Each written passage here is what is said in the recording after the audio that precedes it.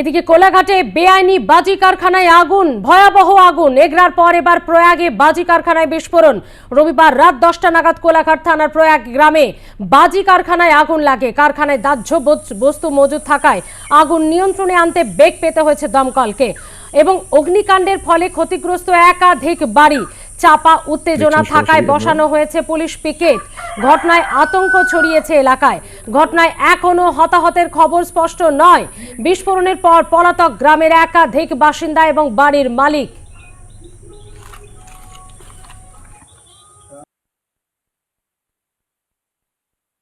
একটা সমান্তরাল ব্যবস্থা চলছে। এই প্রশাসনের একটা বড় অংশ, পুলিশের একটা বড় অংশ যুক্ত।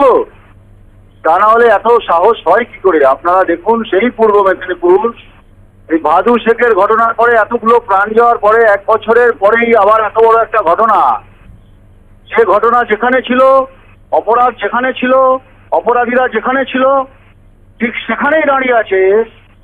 এই সমান্তরাল ব্যবস্থা চলেছে শুধু টাকা পয়সার ভাগ দিয়ে।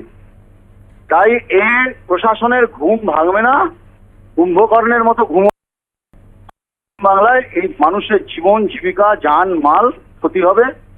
প্রশাসনকে যেরকম প্রশাসন দেখবে, তার সঙ্গে সঙ্গে সাধারণ মানুষদেরও তৎপর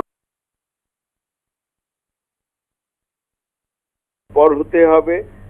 সাধারণ জনজীবনে সাধারণ মানুষ এইসব ব্যাপারে তাদেরকেও একটু খোঁজ খবর রাখতে হবে। সেই দিকটা আমার মনে হয় যে প্রশাসনকে আরো সজাগ হওয়া প্রয়োজন ছিল। একই সঙ্গে একটু যদি সাধারণ মানুষ এটার বিষয়ে খোঁজ খবর রাখতেন, তাহলে এই ক্ষয়ক্ষতি হতো না। এর সঙ্গে সঙ্গে আমি এইটাও বলবো যে সামনের দিনে এ বিষয়ে এইসব বাজি কারখানা, লাইসেন্স, তার জন্য বাজি তো জনজীবন থেকে উঠে যাবে না। সুতরাং সেগুলোকে নিয়ন্ত্রণ করার জন্য আরো সজাগ হতে হবে।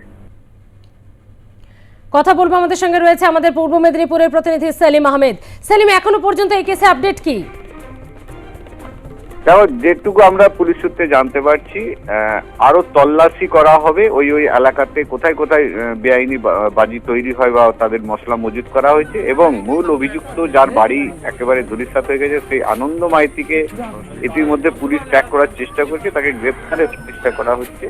এবং এই ঘটনার সঙ্গে আরো যারা জড়িত রয়েছে তাদেরকে ধরার জন্য আজকে বড় ধরনের একটা অপারেশন করতে চলেছে পুলিশ বলে আমরা পুলিশ সূত্রে জানতে পারছি। এবং একেবারে লাগাতার একটা তল্লাশি চলবে এবং লাগাতার কোথায় থেকে এই বাজি তৈরি মশলা বা বিভিন্ন ধরনের মাল মজুত করা হচ্ছে বা আসছে, সেই লিঙ্কটা ধরার চেষ্টা করছে পুলিশ। এবং আজকে তার একটা বড় ধরনের রাতের দিকে এই অপারেশন হবে বলে আমরা পুলিশ সূত্রে জানতে পারি। ধন্যবাদ সেলিম।